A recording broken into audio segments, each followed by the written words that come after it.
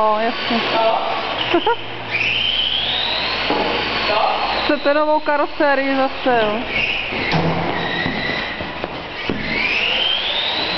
Se furt to plete No, dobrý. každej. Protože jsi z nich nejmenší, tak jsi dobrý. A já vím, ale tamhle koukám, že se tam někdo vždycky motá v trati, že jo? No. A pak to tam narvu do zdi. A